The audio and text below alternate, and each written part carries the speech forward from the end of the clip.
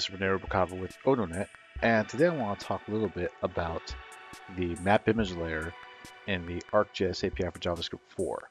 So the map image layer is what used to be called the ArcGIS Dynamic Map Services layer inside of the ArcGIS API 3. Name's been simplified, and the entire API itself has been simplified. So you should really take a look at the docs for this one. There's a lot of information in here. There's a lot of really good samples. So for example, if we went through here, it's some sample code, and I did a search for map image layer, you can see all the different samples that are in here. Let's take a look at a couple of these real quick. So let's look at definition expressions on the sublayers, right? So in this case, you're able to define the sublayers of your image layer pretty easily. Just give an ID, say if it's visible or not, and you can also give a definition expression. So this is all stuff you could have done in 3x as well, but the API itself wasn't all that great to do it. It was a little convoluted. It was almost like a one-to-one to what the REST API for the dynamic map services uses. So it was not as easy as it is to do now.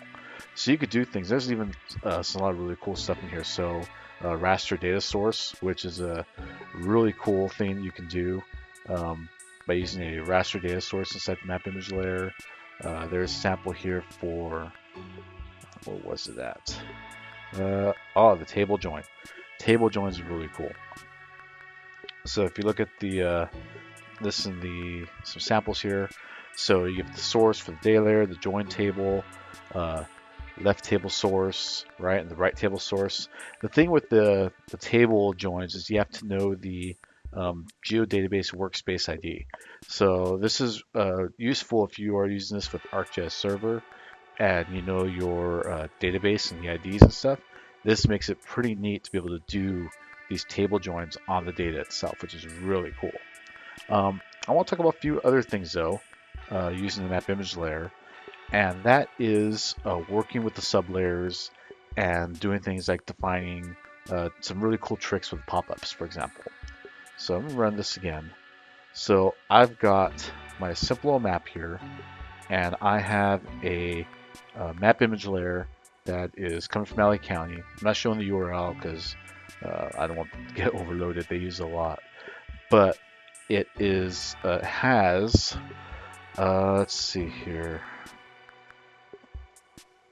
It's got 75 layers inside of it.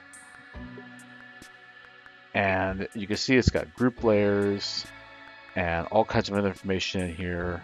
So let me go ahead and show you this here. So one thing you can do is I could go ahead and I could define the sublayers in here for things I only want visible.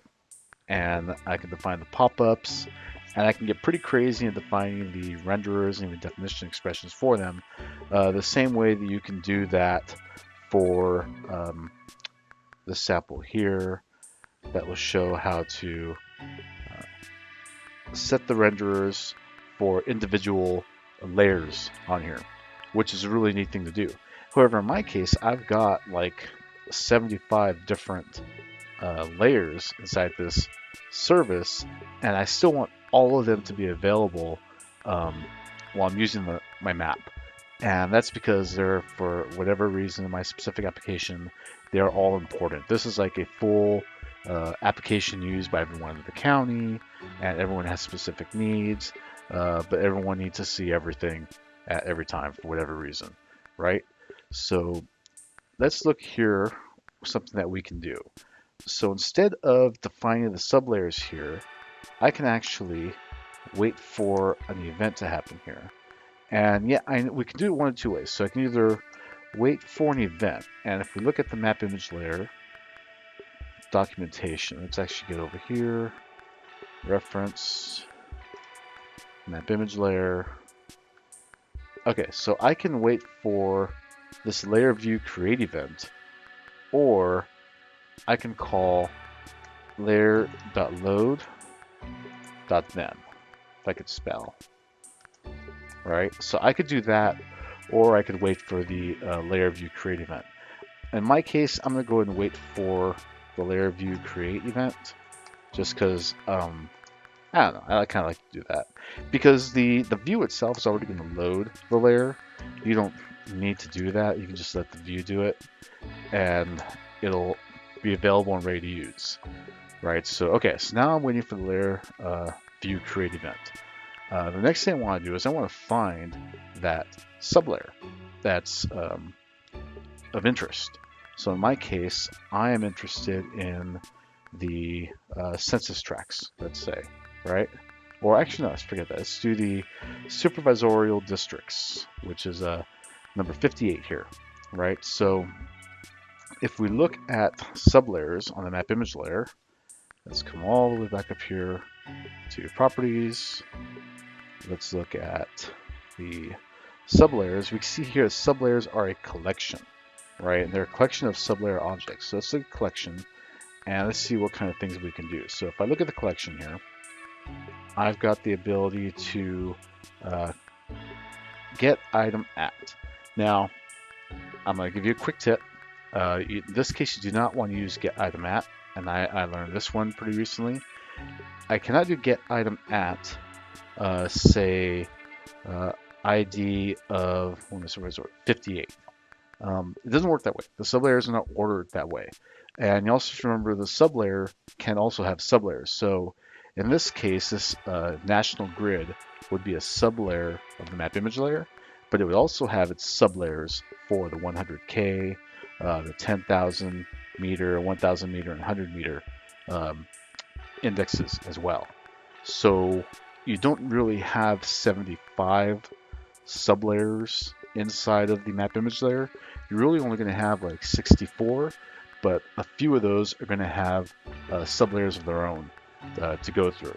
So what you really want to do is you want to use find right here. And I'm going to find a layer that's got the ID of 58. So in this case, what I'm going to do is I'll say var sub is equal to layer dot sublayers dot find. My typing skills are so poor today. Let's do let's call it like that, and we're going to return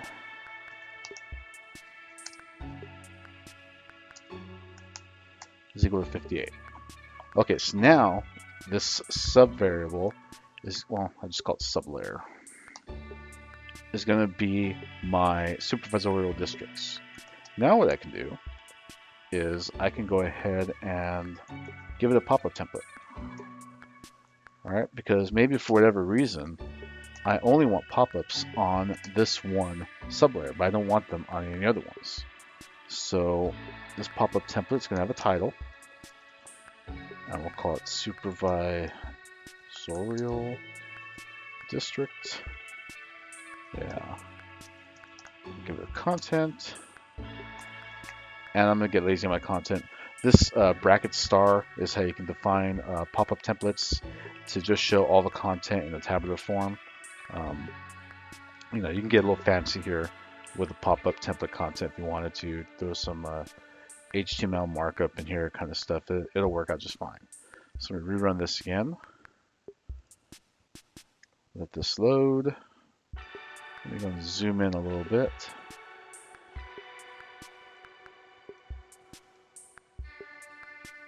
Oh, my mouse.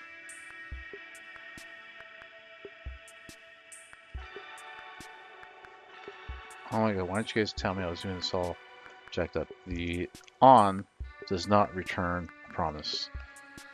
I'm just being silly at this point. Okay, so now let's do it again. And we'll wait for everything to load. There we go. So I've got a pop-up template, but only for my supervisorial district. Did I say that and pronounce that correctly? I hope so. Great. So you click on a district. I'm in District 3 over here. Click up over here. I'm in District 5. Fantastic. And you can keep doing that. I can find a bunch of different sublayers and apply pop-up templates to them as well.